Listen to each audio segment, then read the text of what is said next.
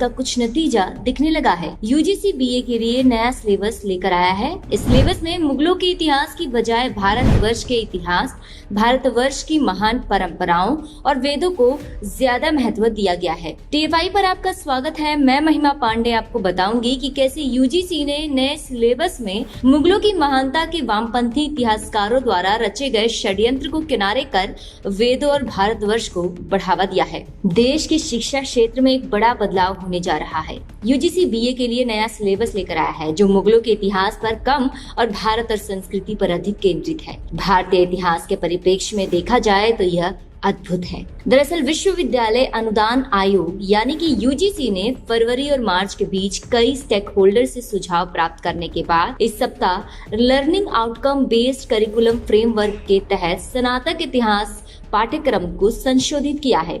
हालांकि इस under graduate course के सिलेबस के सामने आने के बाद कई लोग हंगामा भी खड़ा कर रहे हैं। इस सिलेबस में वैदिक साहित्य पर अधिक ध्यान दिया गया है और मुगल कालीन इतिहास को कम किया गया है। मुगल कालीन इतिहास के बजाय भारतीय साम्राज्य जैसे विजयनगर को अधिक महत्व दिया गया है। हम सब इस बात से अच्छी तरह से वाकिफ हैं कि पुरानी पठन सूची में सिर्फ आक्रमणकारियों का महिमा मंडन किया गया था। उसी तरह की किताबें पढ़कर, इतिहास पढ़कर भारतीयों के मन में अपने ही देश, संस्कृति, परंपराओं और विरासत के लिए गर्व का भाव नहीं रहा। यहाँ तक कि ऐसी किताबों ने भारतीयों को उनकी जड़ों से करीब करीब दूर ही कर दिया। धीरे धीरे भारतीयों के मन में उनकी संस्कृति को लेकर हीन भावना का भाव आ गया। अब उसी भूल को सुधारा जा रहा है। इस सिलेबस की सबसे खास बात द आइडिया ऑफ भारत नामक एक पेपर है जो सबसे पहले पढ़ाया जाएगा। इस पेपर में सनातन धर्म, संस्कृति, वैदिक इतिहास और साहित्य पर ध्यान केंद्रित किया जाएगा।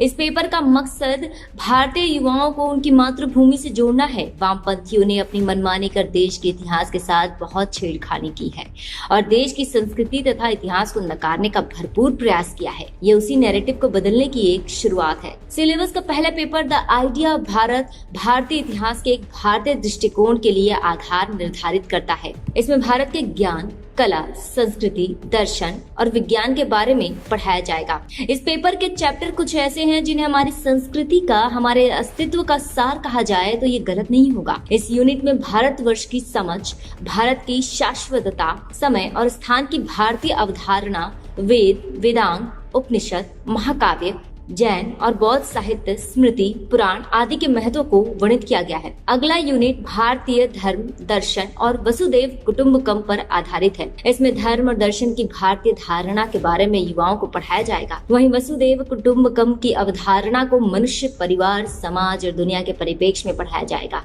इसके साथ ही इसमें राजनीति और शासन, जनपद और ग्राम स्वराज्य की अवधारणा को शामिल किया गया है। The idea of Bharat paper का अगला यूनिट विज्ञान, पर्यावरण और चिकित्सा विज्ञान पर आधारित है। ये यूनिट प्राचीन भारत में विज्ञान और प्रौद्योगिकी, पर्यावरण संरक्षण पर भारतीय दृष्टिकोण, आयुर्वेद, योग और प्राकृतिक चिकित्सा तथा भारतीय अंक प्रणाली और गणित से युवाओं को अवगत कराएगा। इस सिलेबस के पहले पेपर में जिन टॉपिक्स को शामिल किया गया है उनकी लंबे समय से राष्ट्रवादियों द्वारा मांग की जा रही थी। इस सिलेबस के प्राचीन भारत के पार्ट में भी एक बड़ा बदलाव किया गया है जो वामपंथी इतिहासकारों का सबसे बड़ा काल्पनिक प्रोपेगेंडा था। इस सिलेबस में आर्यन इन्वेजन थ्योरी को स्पष्ट तौर से एक मिथक कहा गया है। इसके साथ ही इंडस वैली सिविलाइजेशन को उसके इस नाम से ना पुकार सिंधु सरस्वती सभ्यता कहा गया है। यह बदलाव भी भारतवर्ष के वास्तविक भौगोलिक विस्तार को प्रस्तुत करने के लिए बेहद आवश्यक था। यह पहली बार है कि आधिकारिक तौर पर भारत में कहा जा रहा है कि सिंधु सरस्वती सभ्यता लुप्त नहीं हुई है बल्कि बच गई है।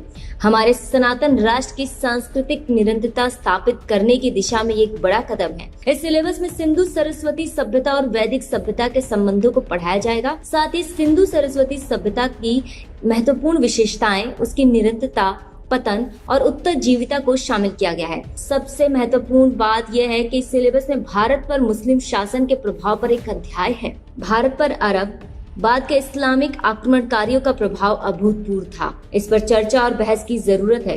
कई वर्षों से विजयनगर जैसे महान साम्राज्य को मिटाए जाने की असफल कोशिश की गई, परंतु जो स्वयं समय है उसे मिटाना वामपंथी इतिहासकारों के बस का नहीं। इस सिलेबस में विजयनगर पर एक पूरा चैप्टर है। यह एक और संतुलित पेपर जो पूरे देश को कवर करता है। यही नहीं, इसमें आरसी मजूमदार और सीवी वैद्य जैसे भारतीय इतिहासकारों को प्रमुखता से स्थान दिया गया है जो कि बेहद आवश्यक था।